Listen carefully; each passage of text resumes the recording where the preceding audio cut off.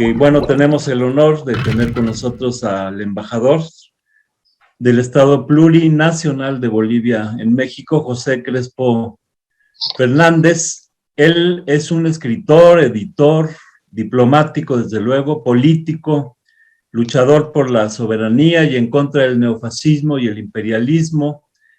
Y bueno, por encima de todo es un amigo entrañable de México y nadie mejor que él para hablarnos sobre Bolivia y su lucha por la soberanía a los mexicanos y también pues de canalizar nuestro apoyo y solidaridad. Creo que es muy importante que trabajemos estos vínculos y ligas entre el pueblo mexicano y el pueblo de Bolivia. Bienvenido, José. Muchas gracias por esta plática que nos vas a dar. Pues te agradezco mucho, Pablo, la invitación. En realidad, si recuerdas, hace unos 10 días tú estuviste con nosotros y entiendo que Sandra estaba contigo, de los compañeros que están por acá, ¿sí? Pues estuvieron aquí en la embajada, compartimos un poquito lo que estaba pasando en nuestros países. La idea era retomar la relación después de todo lo que había pasado en Bolivia y ahí acordamos que podíamos tener este encuentro, ¿sí?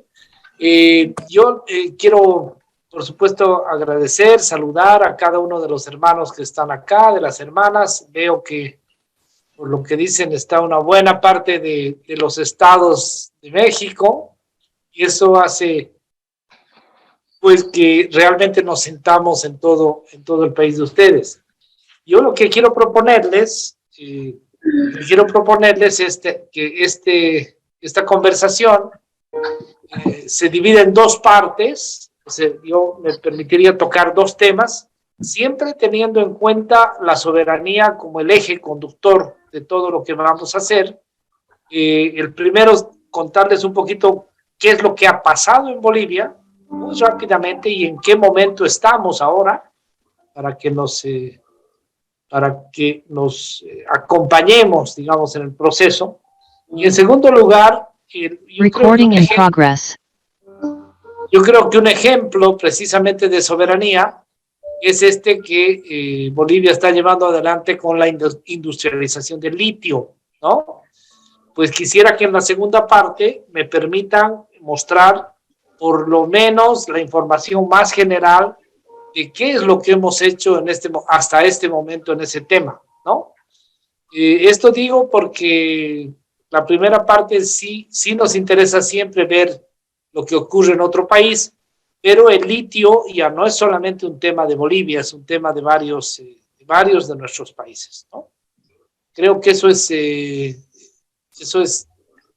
un ejemplo de hacer como Latinoamérica, por lo menos en un tema concretísimo, ¿no?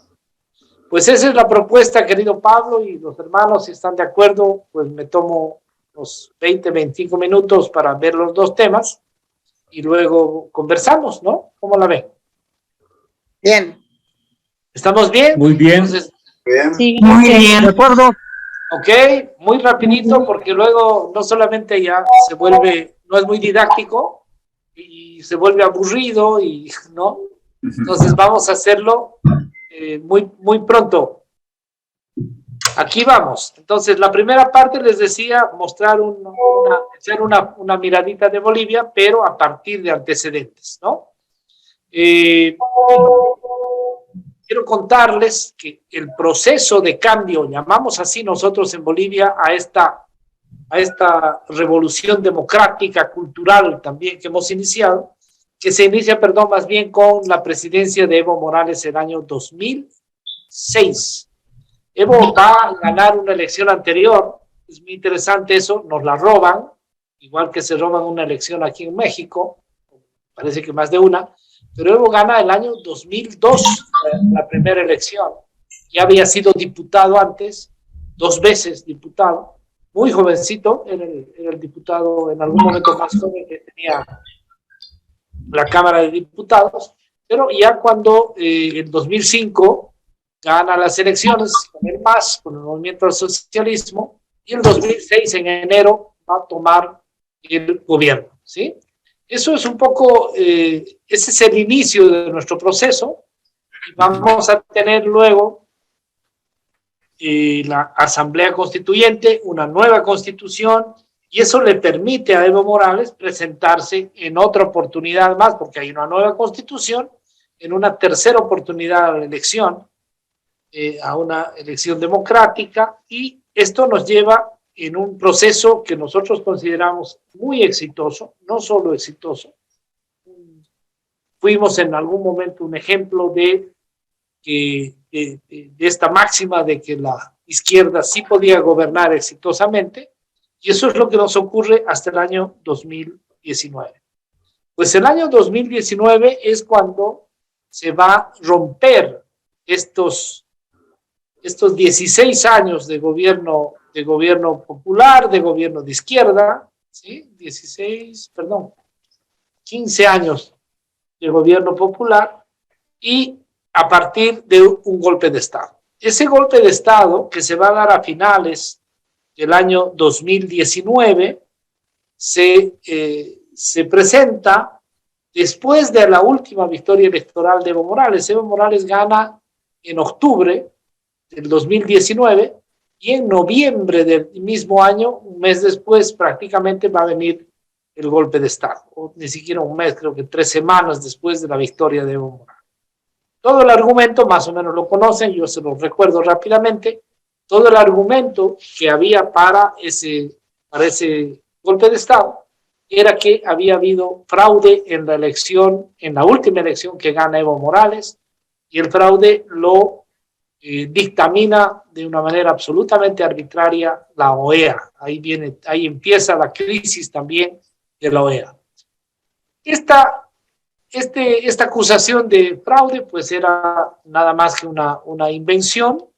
10 instituciones entre políticas y académicas del mundo, no solo de Latinoamérica, 2 de ellas europeas, pues han demostrado que ese informe de auditoría de la OEA era absolutamente arbitrario, antojadizo, y que estaba llevado adelante por intereses políticos muy claros contra el gobierno de izquierda más exitoso que tenía en ese momento América Latina. Pero no solamente, luego ya sabemos que no fue solamente el tema de romper por Bolivia a los gobiernos progresistas, sino que adicionalmente había un interés particular en un recurso natural que tiene Bolivia de una manera excepcional. Estamos hablando en este caso del litio. Está probado ya, hay documentos que se han podido desclasificar en este último tiempo que demuestran el interés que tenían las empresas productoras de baterías de litio, de autos eléctricos, particularmente Tesla. Hay una declaración pública del dueño de Tesla en sentido de que pues ellos golpean donde les interesa, y está haciendo referencia a Bolivia. Hay algunas declaraciones y documentos de Inglaterra que también demuestran que estuvieron involucrados en el golpe. Han aparecido no uno, sino varios casos en la Argentina de la participación abierta del gobierno de Macri, que ya iba de salida, pero la participación del gobierno de Macri en el golpe de Estado en Bolivia. Hay también participación del gobierno conservador y reaccionario del Ecuador. O sea, estamos hablando de una conjura internacional abierta, ¿no? Para esto. Pues esa situación va a presentarse en Bolivia y cambia, se expulsa al gobierno del MAS. Ahí viene la historia de Evo Morales cuando tiene que salir hacia su zona de seguridad, que es en el campo, en el Chapare, en el trópico, casi diríamos al centro de Bolivia, y ante la arremetida ya del ejército, pues hay una operación rescate, así se le ha denominado en varios textos ya, que es la operación que instruye el presidente López Obrador para ir a recuperar a Evo Morales y darle asilo en México. Eso es lo que ocurre hasta el fin de año del 2019. El gobierno de facto se había comprometido a hacer elecciones en el mes de mayo, ante toda la presión que venía de parte de las organizaciones sociales y de la propia Asamblea Legislativa del Congreso, que era mayoritariamente del MAS, ¿no? Pues en medio de esto, estamos hablando de mayo, la elección posible, pero en marzo se va a presentar la pandemia en todo el mundo. Pues en Bolivia también, imagínense, nos caen dos cosas al mismo tiempo: el gobierno de facto del golpe y la pandemia. Esto posterga las elecciones de una manera automática, ahí no hay mucha discusión. Las propias organizaciones sociales bolivianas no logran movilizarse y parar este cambio de fecha, y se lleva la elección hasta septiembre de ese año, y luego se va a llevar incluso a octubre, que es donde realmente va a ocurrir. Estamos hablando un año después del golpe, casi exactamente la misma fecha en que había ganado Evo Morales, pues ahora va a ser Luis Arce que gana la elección. Evo Morales está asilado inicialmente en México, y a las pocas semanas, alrededor del 10 de diciembre, el 12 de diciembre exactamente, se va a vivir a la Argentina por la proximidad geográfica. Pero no puede ingresar a Bolivia porque tiene órdenes de captura, cárcel, etcétera, etcétera. Y ahí se presenta la candidatura de Luis Arce, y esto es muy importante. Y Luis Arce, que es el ministro de Economía exitoso de Evo Morales, el que genera todo el desarrollo económico particular de Bolivia. Hemos conversado, entiendo, con ustedes este tema. Crecimos en promedio cerca del 5% los últimos 8 años del gobierno de Evo Morales. Eso era excepcional para América Latina. Y eso genera, por supuesto, indicadores muy importantes para nuestro país. Para que tengan idea, el salario mínimo nacional estaba en $60, y ese salario en los años de gobierno de Evo Morales se sube a $300, ¿no? Estadounidenses. Eso es prueba, ¿no es cierto?, de cómo funciona el éxito de la administración de la izquierda en mi país. Contra todo pronóstico de la derecha, que pensaba que perdíamos la elección, Evo Morales ganó con un 48% la elección un año antes, lo que generó el golpe, y se suponía pues que otro candidato con menos liderazgo que Evo Morales, con menos reconocimiento, pues no podía ganar, y ganamos con el 55%. Ahí en un año se dio vuelta todo, y se empezó el proceso de recuperación de la democracia. Ese 55% es muy importante. El presidente es Luis Arce, el exitoso ministro de Economía, y el vicepresidente es tan importante como el otro, es David Choquehuanca, que fue el canciller exitoso de Evo Morales, 11 años de canciller de Evo Morales. Es un indígena aymara. Pues ganamos la elección en octubre, contundentemente, con mayoría congresal además, en las dos cámaras, y y se posesiona el presidente inmediatamente en noviembre del mismo año, del año 2020, en plena pandemia, en una crisis atroz en Bolivia, que es la crisis económica y la incapacidad del gobierno en ese momento de resolver los temas derivados de la pandemia del COVID. Estamos hablando de que no había, hasta que retomamos el gobierno, vacunas, los insumos médicos eran desastrosos, cerraron hospitales, fue algo desastroso. Y la corrupción, que es el sello de la derecha en América Latina, pues galopante y poderosa en Bolivia, se robaban incluso los recursos que se asignaban para los hospitales COVID. A ese nivel se llegó en la administración del gobierno de facto. Luego viene la victoria de Luis, les decía, y el proceso de recuperación de la democracia, que decimos así, pero en realidad son 3 aspectos que nos tocan recuperar: la democracia como institucionalidad, como derechos y como participación; la economía, que estaba destruida después del éxito que habíamos tenido; y el tercer aspecto era la justicia. Parece muy importante esto, porque habíamos tenido un golpe de Estado con cerca de 40 muertos, más de 300 detenidos en cárceles, ¿sí? O sea, perdón, 300 heridos y cerca de 1,000 detenidos en cárceles durante este año. Está de más decir que una buena parte de ellos pues, salieron como asilados políticos, una buena parte a México, otra a la Argentina, porque ya toma el gobierno Fernández, que es el correlato, digamos, del progresismo en la Argentina. En esa situación, pues sí se resuelve, porque está en curso de resolución cierta el revertir el daño económico que nos habían hecho. Bolivia ha crecido el año 2021 otra vez en 5%, incluso presumimos que va a ser 6%, todavía no ha salido el dato final. Y esto tiene que ver con el modelo de desarrollo económico que se implantó en Bolivia desde el inicio del año 2006 en el primer gobierno de Evo Morales.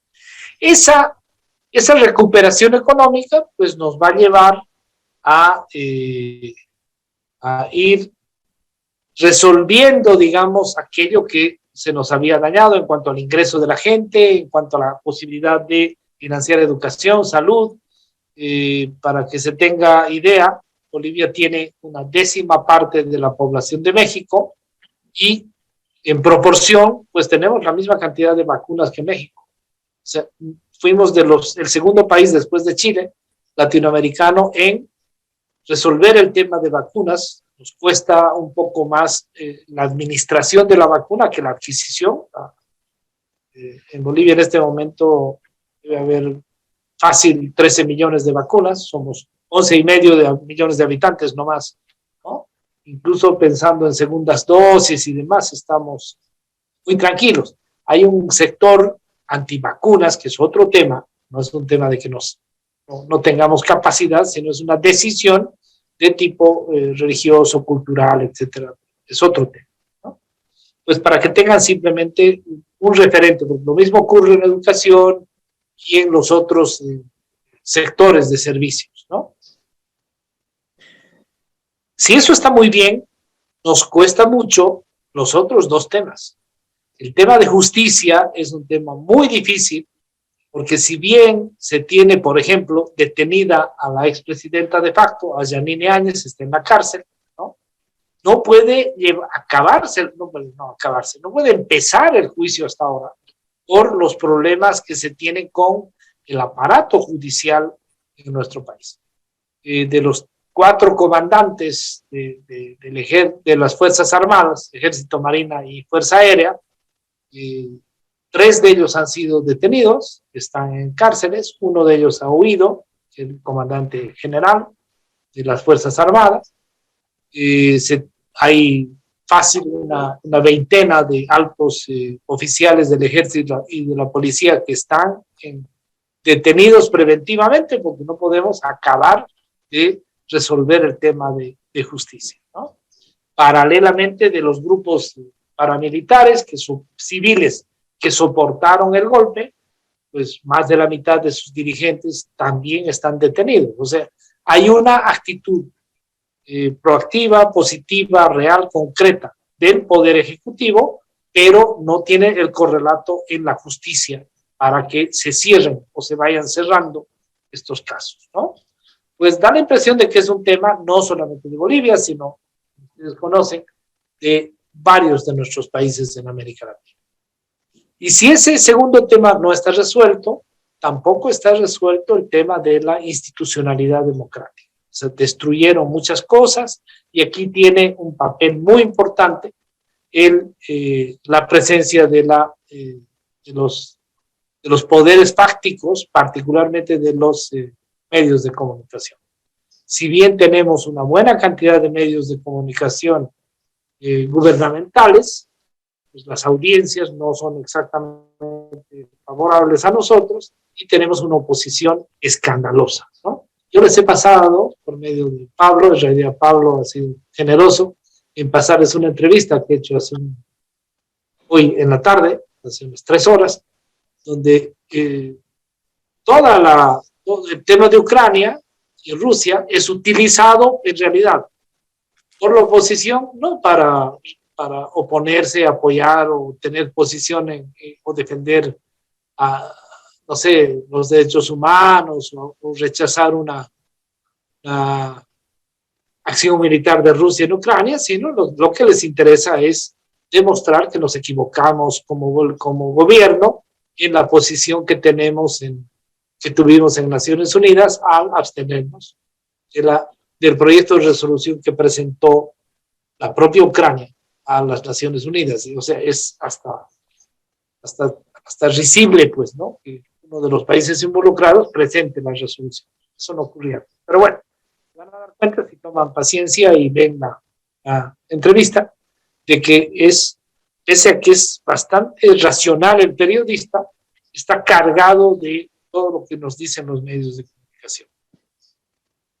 Ese es un poco el panorama que tenemos. Lo resumo: éxito económico, crisis de la institucionalidad democrática todavía, no la podemos recomponer, y una crisis mucho mayor aún, la de la justicia en nuestro país.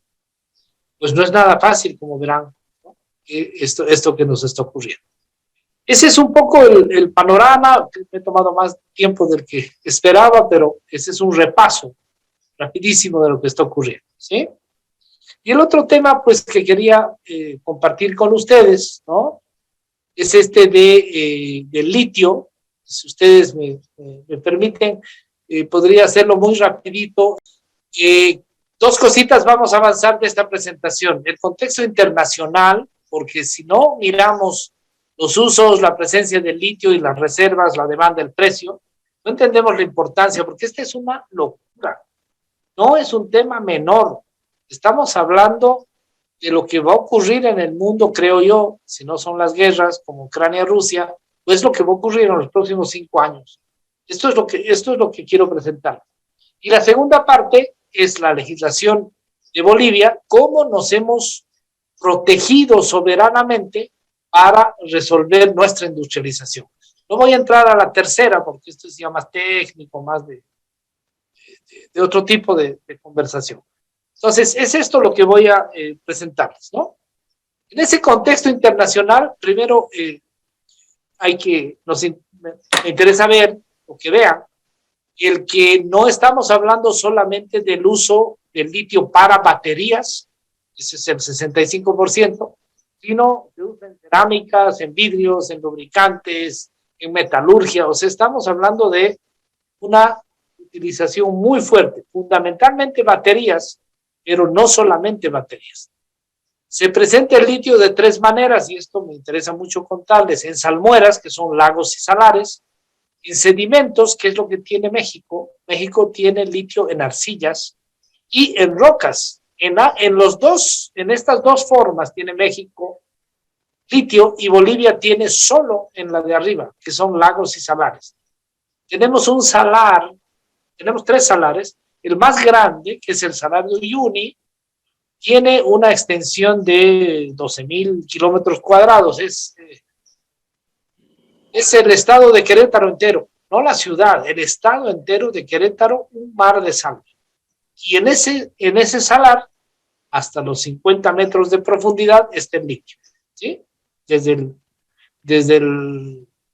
la superficie hacia 50 metros, ¿no? Aquí, este es un dato, esta tabla, esta imagen que les estoy mostrando, esta infografía, muestra que Bolivia es el país con mayores reservas mundiales de litio, 21 millones de toneladas, Argentina 19,3, Chile 9,6, Australia 6,4, China, Canadá, Alemania, México. ¿Sí ven cómo se presenta aquí este tema de de los países que más litio tienen en el mundo? Por eso somos absolutamente vulnerables, porque tenemos la reserva más grande del mundo en litio, ¿sí? Y eso es algo importante. La fuente dice ahí celag.org, pero es fuente, en realidad celag se copia de el instituto, diríamos, Instituto Geológico de Estados Unidos, ¿sí? Esto es lo que los gringos han ido mirando en todo lado. Nosotros sí certificamos nuestras 21 millones de toneladas hasta ahora, ¿no? Pero ese litio no sirve si es que no se mira la cantidad de litio que está usando el mundo. No sé si se está viendo toda mi pantalla, sí, correcto. Esa cantidad está puesta acá, miren ustedes, el 2015 200,000 toneladas, el 21 el doble, y el 30 4 veces el doble. O sea, la cantidad de litio que se utiliza se multiplica y se multiplica y se multiplica, ¿sí? Por un tema de que se están retirando los hidrocarburos y está entrando el litio como la base, digamos, de la electromovilidad. Para eso es esta gráfica. La electromovilidad son los autos eléctricos, pero también los sistemas estacionarios de almacenamiento. Eso quiere decir los celulares, las baterías que tiene cada uno de los paneles solares, que la luz del sol se genera energía, pero esa energía hay que guardarla para poder distribuirla, y ese guardar son baterías de litio, ¿sí? Y hay otros equipos luego electrodomésticos. Y aquí viene lo más difícil, es el precio del litio. El litio estaba, ay no, salió mal esta diapositiva, pero bueno, yo se los cuento. En noviembre del año 21, noviembre, sí, hace 3 meses, la tonelada de litio estaba en $2,600. Ahora está en $30,000. O sea, 10 veces más en 3 meses. Entonces, estamos hablando realmente de algo demasiado fuerte, demasiado importante en este momento, ¿sí? Yo he copiado estas 2 noticias que van a introducir lo último que les voy a contar de litio. En la jornada, hace 2, 3 semanas, sale una declaración donde AMLO anuncia una empresa de la nación para explotar el litio. Esto lo estoy copiando. Y el nuevo presidente electo de Chile, Boric, que está a la derecha, dice que insisto en nuestra propuesta, que es crear una empresa nacional estatal de litio. Y aquí viene, en ambos escenarios, ¿sí?, la idea de las concesiones, si se da más concesiones o no, si se nacionaliza o no, si se va a armar de otra manera la producción, etc. Y para mostrarles, la anterior es un poco más nuestra mirada, pero nosotros, esto es lo que quería mostrarles, cómo de manera soberana Bolivia trabajó su norma respecto a los salarios. El año 2009, ya la Constitución Política del Estado empieza a proteger lo que vamos a considerar es un recurso estratégico, la nueva Constitución. La anterior no tenía esa consideración. 5 años después se aprueba la nueva ley de minería, que es una adecuación a la nueva Constitución, y 3 años después, 2017, se crea la empresa estatal del litio, Yacimientos del Litio Boliviano, eso es YLB. En Bolivia, este es un resumen, luego solo voy a entrar en algún detallito más. ¿Qué dicen esas 3 leyes? Constitución política, ley de minería y la ley de la empresa específica de litio. En Bolivia no existe régimen concesional en los salarios. Eso quiere decir que no hay concesiones, no es posible darle a una empresa privada o no es posible dar concesiones. La producción de litio es atribución específica del Estado. O sea, no puede concesionar. O sea, no es que cueste más, licite, sea tratamiento, no, simplemente no puede. La fase extractiva, que es la primera parte, es cuando se retira, se saca la salmuera, las sales, está a cargo 100% del Estado. Eso es muy importante, porque es aquí donde se mantiene, se se remacha, diría yo, la soberanía del Estado sobre sus yacimientos de litio. Y luego, sí, para procesos de industrialización y procesamiento de residuos, etcétera, se puede la empresa estatal asociar con privados nacionales o internacionales, conservando al menos el 51% de la participación. Nunca le dejarán a las empresas internacionales, otras nacionales o nacionales también, privadas, la decisión de lo que se va a hacer con esto. Y todo esto tiene que ver con que el litio es considerado en Bolivia un recurso estratégico. La Constitución Política del Estado, ahora sí, no, así. La Constitución Política del Estado, en su artículo 351, la nueva del 2009, dice: el Estado asumirá el control y la dirección sobre la explotación, industrialización, transporte y comercialización de los recursos naturales estratégicos a través de entidades públicas, cooperativas o comunitarias, las que podrán a su vez contratar a empresas privadas y constituirse en empresas mixtas.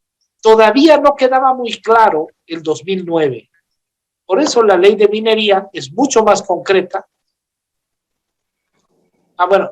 Es mucho más concreta, y en su artículo 73 establece que necesariamente, tienen ustedes, esta es la Comibol es la empresa gubernamental anterior al litio, es la de minera, se llama Corporación Minera de Bolivia.